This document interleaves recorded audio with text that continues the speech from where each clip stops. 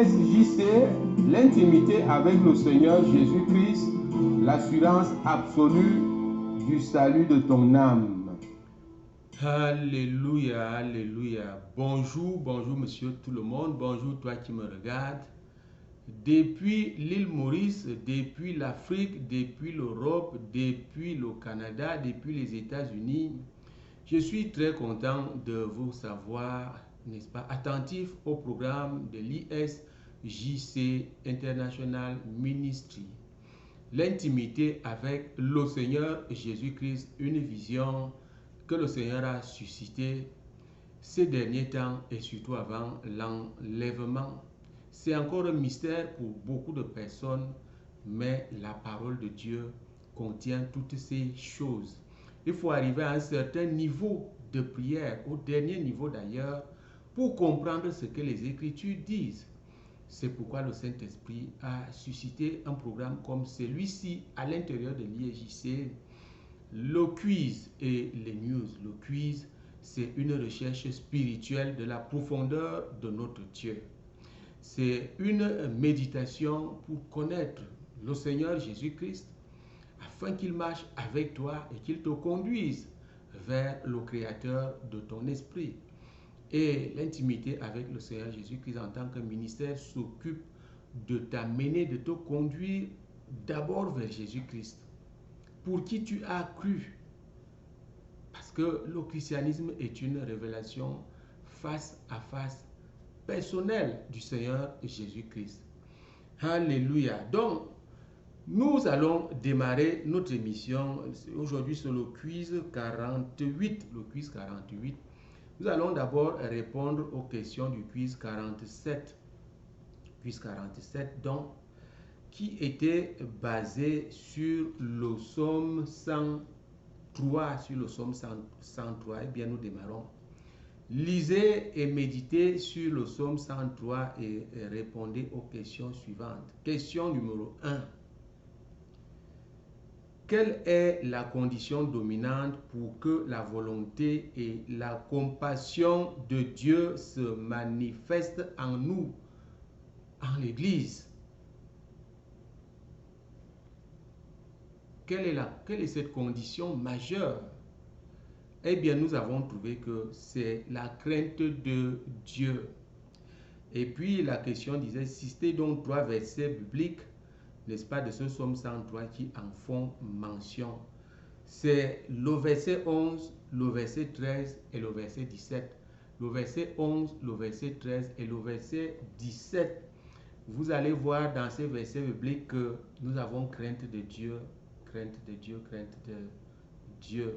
Le verset 11, mais autant les cieux sont élevés au-dessus de la terre, autant sa bonté est grande pour ceux qui le craignent. Pour ceux qui le craignent. Donc je parlais bien de bonté de Dieu, non pas volonté de Dieu, de bonté de Dieu. Vous voyez, pour ceux qui le craignent. Il faut, si tu ne comprends pas, hein, tu ne peux pas trouver la crainte de Dieu. Donc le mot, c'est déjà conjugué ici, qui le craignent. Qui le craignent. On peut tirer de là donc la crainte de Dieu.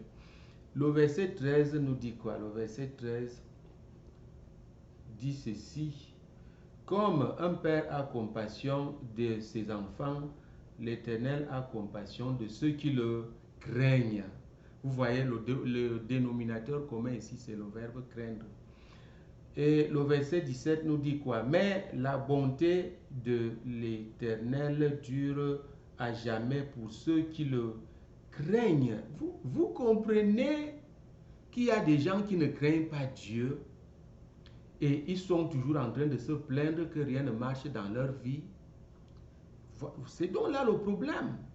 Tu ne crains pas Dieu, tu commets encore des péchés, c'est-à-dire que ne parlons même pas des pires péchés, mais des choses vulgaires.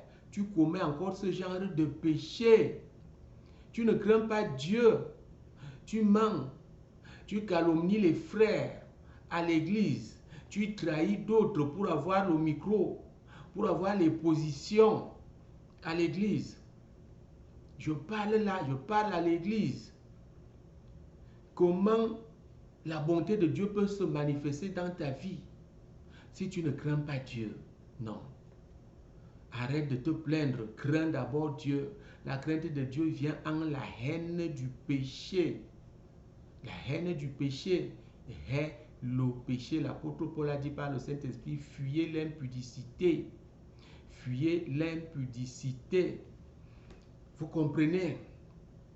Donc, voilà le dénominateur commun de tous ceux qui peuvent recevoir de la bonté de Dieu. Alléluia. Question numéro 2. Le verset 7 dit, il a manifesté ses voies à Moïse et ses œuvres aux enfants d'Israël. C'est quoi les œuvres de Dieu?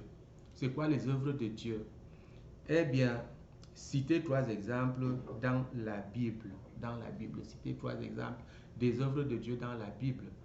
Les œuvres de Dieu, c'est, on peut, en citant, on peut dire c'est ce que Dieu fait. C'est ce que Dieu fait pour toi. C'est ce qu'il a fait depuis, d'ailleurs, il continue de faire. C'est ce qu'il fait pour le monde entier. Alors, si on peut citer la première œuvre de Dieu, c'est vrai, tout Seigneur, tout honneur, il faut la citer, c'est la création. La première œuvre de Dieu, c'est la création. C'est-à-dire que là, tu vas dans Genèse chapitre 1 et tu commences à lire.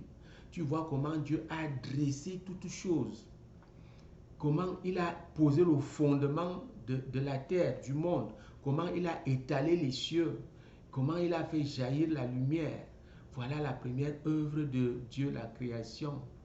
Si tu veux citer d'autres, tu peux aller dans Exode. Et tu vois, n'est-ce pas, ce que Dieu a fait. Ce que Dieu a fait, tu peux aller dans Exode. Tu peux voir comment, l'Exode 14, verset 21, comment Dieu a fait traverser les enfants d'Israël dans la mer Rouge. Et la terre était sèche. Les eaux formaient vous voyez, deux murs en bas et en haut. Ils ont traversé les œuvres de Dieu. Les 10 plaies, les gens ont parlé. D'autres nations ont eu peur parce qu'ils ont entendu la main forte de l'Éternel. Vous voulez encore citer, il y en a plein. Ils ont traversé le Jourdain de la même façon. Les guérisons, les miracles que les apôtres ont manifestés et que nous manifestons aujourd'hui, c'est les œuvres de Dieu dans nos vies. Alléluia. Eh bien, question numéro 3. Question numéro 3. Identifier le ministère des anges dans ce chapitre, n'est-ce pas, Exode, dans le psaume 103, identifier le ministère des anges et citer le verset biblique qui en fait mention. Citer le verset biblique qui en fait donc mention, 1 ou 2 versets. Eh bien, tout en lisant, il faut toujours lire et tout. Tout en lisant donc, nous trouvons que c'est le verset 20 qui dit ici, bénissez l'Éternel, vous ses anges, qui êtes puissants en force et qui exécutez les ordres et qui exécutez ses ordres en obéissant à la voix de sa parole. Vous comprenez? Donc voilà ça. Les anges de Dieu qui exécutent les ordres en obéissant à la voix de sa parole. Comment ça se passe? Je vais expliquer très rapidement ici. Ce que moi qui vous parle là, je suis oint pour faire les œuvres de Dieu. Physiquement, vous me voyez, n'est-ce pas? Physiquement, vous me voyez. Et c'est ce qui se passe aujourd'hui. On prend les prophètes, les hommes de Dieu, on en fait des idoles. Et puis même, on commence à les appeler Jésus-Christ. Non. Nous ne sommes que des instruments. Nous ne sommes que des instruments. C'est Jésus qui fait les miracles. Ces miracles sont manifestés par le Saint-Esprit. Il les amène à la réalité. Vous comprenez? Mais il y a d'autres acteurs invisibles dans le monde spirituel. Le royaume des cieux est organisé. organisé. Donc, quand l'ange exécute la voix, l'ordre de Dieu, n'est-ce pas, qu'il reçoit à travers la voix de sa parole, qui proclame cette parole, c'est le serviteur de Dieu. C'est moi qui te parle là, à distance. Je peux prier, tu es délivré à distance. Qu'est-ce qui se passe quand je prie? Je prie à travers la parole de Dieu. Bien sûr, je l'utilise. L'ange est déjà la tenue à côté. Les anges sont répandus partout. Ils sont dans nos parcs, ils sont dans les bus, ils sont dans les stades, ils sont dans les salles de manifestation pour que si quelque chose arrive, ils interviennent. Comment? Quand un accident peut arriver, vous voyez un homme qui secourt les gens de gauche à droite, il y a les anges. Donc, le cas précis des prières est que, à distance, quand je prie, eh bien, les anges vous touchent de l'autre côté là-bas. Vous ne me voyez pas, mais les anges exécutent parce que je prie à travers la parole de Dieu et vous êtes guéris, vous êtes délivrés. Quand je fais la main comme ça, cette main-ci est représentée sur toi par la main d'un ange que tu ne vois pas. C'est comme ça donc que les anges exécutent la parole de Dieu, les ordres de Dieu, en écoutant la voix de sa parole qui est proclamée par son serviteur. Cette fois-là, le vrai. Alléluia. Passons très rapidement au quiz 40, notre quiz d'aujourd'hui, le quiz 48. Méditez dans l'évangile de Luc, chapitre 17, et le verset 21 qui dit: on ne dira point, il est ici ou il est là, car voici le royaume de Dieu est au milieu de vous. Question numéro 1. À qui le Seigneur fait allusion en parlant du royaume ici? À qui le Seigneur fait allusion en parlant du royaume? Ok. À qui le Seigneur fait allusion en parlant du royaume? Question numéro 2. Justifiez votre réponse de la question numéro 1 en citant un verset biblique de Matthieu 6 qui dit les mêmes choses. Justifiez votre réponse de la question numéro 1 en citant un verset biblique de Matthieu chapitre 6 qui dit les mêmes choses.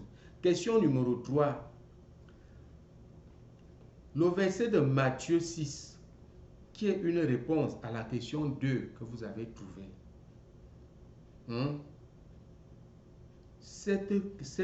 N'est-ce pas, ce verset biblique de Matthieu 6 qui est donc la réponse à la question 2 que vous avez trouvée, trouve tout son sens dans le psaume 103. Trouve tout son sens dans le psaume 103. Justifier cette assertion, cette affirmation en citant le verset relatif. Je reprends très rapidement. Question numéro 3. Le verset, n'est-ce pas, de Matthieu 6. Réponse à votre question, à la question numéro 2 que vous avez trouvée, trouve tout son sens dans le psaume 103. Justifiez votre réponse en citant, n'est-ce pas, justifiez cette assertion, cette affirmation en citant le verset relatif. Alléluia. Qu'est-ce que c'est sucré? La parole de Dieu est plus sucrée que le football. Alléluia. Eh bien voilà, j'ai oublié de dire à l'entame que ne quitte jamais les vidéos de l'IEJC avant de les avoir terminées. Tu rates la bénédiction. Il faut t'abonner, il faut partager. Fais l'œuvre d'un évangéliste et Dieu va te bénir au nom puissant de Jésus-Christ. Sois béni, sois béni, sois béni de l'Éternel. Sois béni de l'Éternel au nom puissant de Jésus-Christ. Au nom de Jésus, sois béni où tu te trouves parce que tu ouvres cet audio de l'IEJC, tu ouvres cette vidéo et que tu écoutes et que tu en sois instruit, transformé, impacté, transfère aussi pour d'autres qui en ont besoin Au nom puissant de Jésus-Christ, nous avons prié. Amen. Eh bien, on se retrouve très prochainement. Très prochainement. Je suis content de vous savoir nombreux à vous abonner. À vous abonner. Il faut rechercher la profondeur, n'est-ce pas, dans le Seigneur. Que le Seigneur vous bénisse.